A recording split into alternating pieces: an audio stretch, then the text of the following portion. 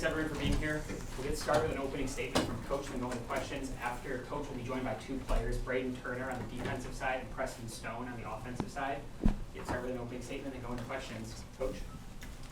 Yeah, ultimately disappointed in the result. There's a lot of things that we can point to in terms of where we could be better to better position ourselves for victory against a really good Michigan team. And there's also a lot of things to point to in terms of this team's resolve and perseverance and belief.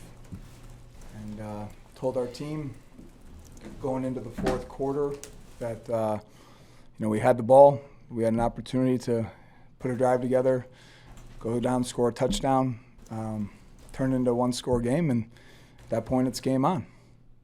And was it ever? It was game on.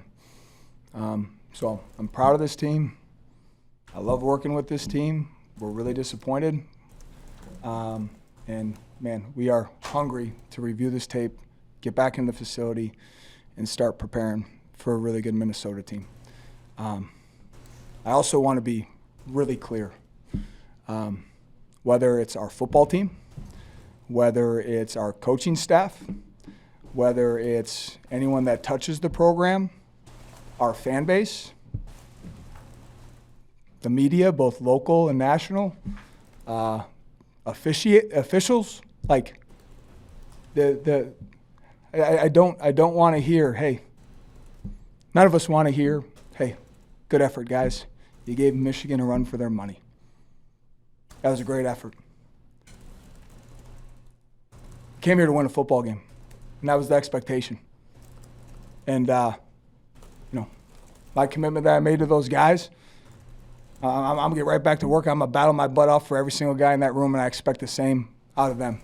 But as we, flip over this new leaf, couple more games this year, get ourselves to the postseason, finish this group's story off the right way, and move into a new Wrigley Field, like this program isn't like, hey, we're going to give it our best and see what happens. The expectation is to go win a Big Ten championship. And everyone better understand that. The way that people approach entering into the program, the way that we work within the program, the way that you officiate our games, the way that you communicate with our staff. Like this isn't just, don't mistake my politeness, our program's politeness, for weakness. The expectation is to win a Big Ten championship. And to win Big Ten championships, you got to find a way to beat Nebraska on the road. You got to find a way to beat USC on the road. And when you got your foot on somebody's throat at home, a team like Michigan, you got to put them away. So do I love this team? Am I proud of this team? Am I excited to get back to work with this team? Yeah. Is anyone satisfied with the result today or feeling okay because we came back and we gave it a good try? Absolutely not. Can't wait to get back to work and prepare for a really, really good Minnesota team. Matt? Coach, you talked about setting a standard at the Big Ten championship level. Frustrating game for offense. You forced 5 turnovers and just 9 points in the ensuing drives. Last 2 drives were 6 plays for negative 3 yards. Haven't scored more than 22 in a Big Ten game yet. How do you get this offense to that level? How do you evaluate his performance this season? Yeah. I mean, it starts with running the football today. A critical element in it is, when we get into the tight zone, not having field goals at the start of the game, converted into touchdowns. Proud of the way that the offense finished, proud of their resolve. And ultimately, that's something that we got to evaluate every single day. There's no one to call out here. Really proud of the way that our guys just continued to battle. But also, I just said it, how are we evaluating everything to make sure that we're taking steps in the right direction to do exactly that, compete and go win a Big Ten championship. Chris? Coach, when you look at the defensive performance in the fourth quarter, what did you see from that unit on the sidelines? Because, I think 4 of those 5 turnovers were forced in that fourth quarter. Yeah. I mean, just a group that, truly believed, all of us as competitors, especially in a tight game, one of the biggest, restrictions to performance is, fear of failure, right? It's this moment of, what if this doesn't go right? And, That's Big Ten football. You're going to have those moments. I know for me, I really was prayerful going into this game. I need to be at my best in terms of just staying in the moment, cutting it loose, the fake punt early in the game. Like, we're not going to operate from a position of fear. Like, we believe this is a good plan. We're going to go execute in it. And even down 2 scores, there was a belief within all 3 phases, coaching staff, and within our defense that, like, we're going to find a way to get this done. We were not good on 3rd down today. Like, we didn't play our best defensive football by any stretch of the imagination, but we found a way to just stay in the moment and find a way to create some takeaways. And I think that's what is, like, just a gut punch is we had it. And ultimately, we're not going to allow that to deter us from getting back to work and making sure that we finish this season off the right way with this group. Jake? Coach, about 2 years back, you were in a similar spot on this field, losing a walk-off field goal to Iowa. Now, I mean, just looking at the makeup of this group and what you've talked about throughout the season with the player leadership, what tells you that you guys will be able to have a similar response you did to what you did 2 years back, and with all the season's goals sort of out in front of you all, still to play? Yeah, I mean, at the end of the day, like, this group has proven. I challenged the group. I said, like, are we going to respond by showing back up and fighting for one another? And it was a rhetorical question. I know exactly what this group's going to do. Like, tomorrow's an off day. They got 9 a.m. check-in with ATR. And, like, ultimately there's going to be a bunch of guys that are just, like, after ATR check-in that are going to be hanging around and getting extra treatment and probably watching the game and then watching Minnesota. Like, this group will get back to work and continue to battle. At the end of the day, we still got some pretty incredible opportunities in front of us. We can't allow a day like today to weigh us down, but we can learn from it. Mike? Coach, I know it's hard to predict what the new stadium is going to be like, but when you're in a situation like this, you kind of find yourself saying, but I wish we could have a real home field advantage in this situation. Yeah. I'm just telling you, like, all the design and development and thought that has gone into the new Ryan Field, like, everything that's gone into that,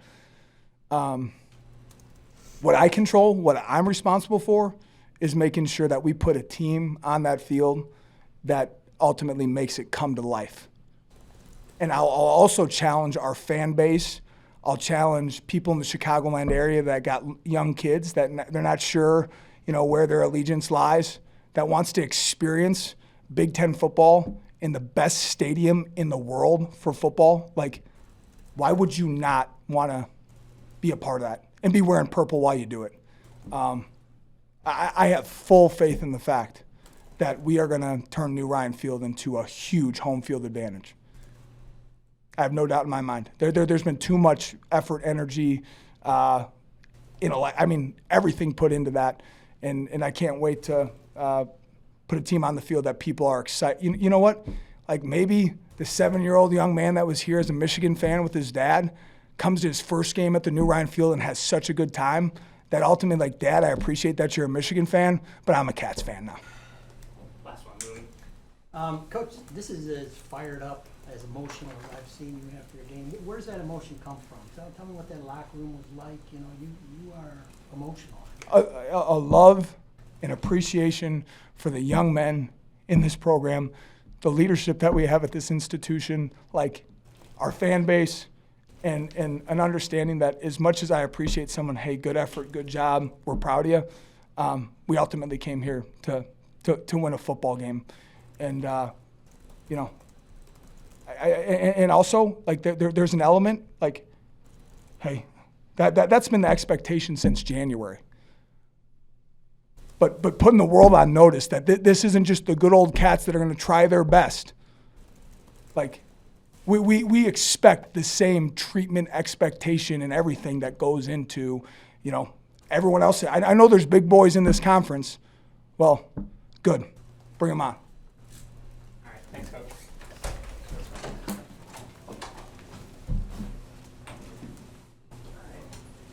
On your left, Braden Turner. On your right, Preston Stone. We'll go right into questions for Braden and Preston. Matt? For Preston, difficult day for offense every place. There's kind of that one drive where I think you were like 5 for 5 or 6 for 6 for nearly 80 yards. What was the difference between that drive and what you were seeing in a lot of other aspects of the game? That drive specifically, we did a great job of executing. Was super proud of the way we played,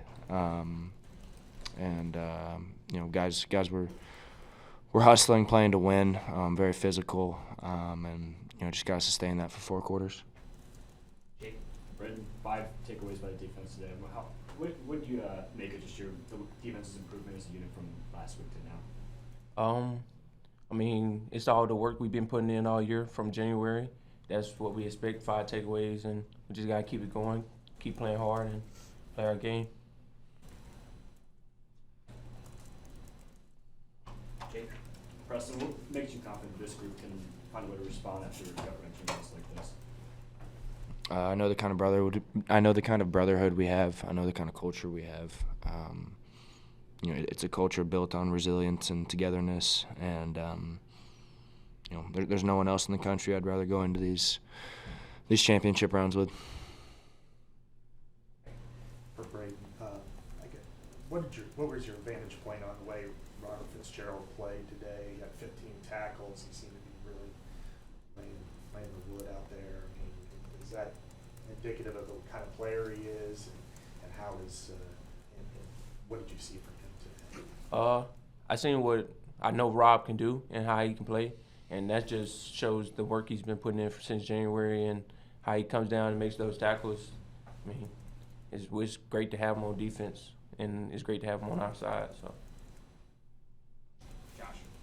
For both you guys, Coach Braun was just in here. He's very passionate, emotional. Says, don't mistake the program's politeness for weakness. What was his message to you guys, and just as a greater outlook on what Northwestern still needs to prove to maybe the doubters out there? Just focusing on mission accomplishment. And that's focusing on each day of our game plan leading up to Saturday, and then when it comes to Saturday, finishing the job. Like you said, finishing the mission. We came here with a mission. People keep doubting us, and we came to win, and we got to compete and do that. So. Yeah. Preston, in the fourth quarter, a pair of 3-and-outs on the team's last 2 possessions of the game. Why do you think the offense wasn't able to move the ball, with the lead down the stretch, and kind of how do you guys build on that and make sure you're able to put away games moving forward? I'll have to go back in the film and look at specifics. There's really nothing more important than executing in the fourth quarter, and that starts with me. So we'll go back and look at the film and go back to the drawing board this week and see what we need to do.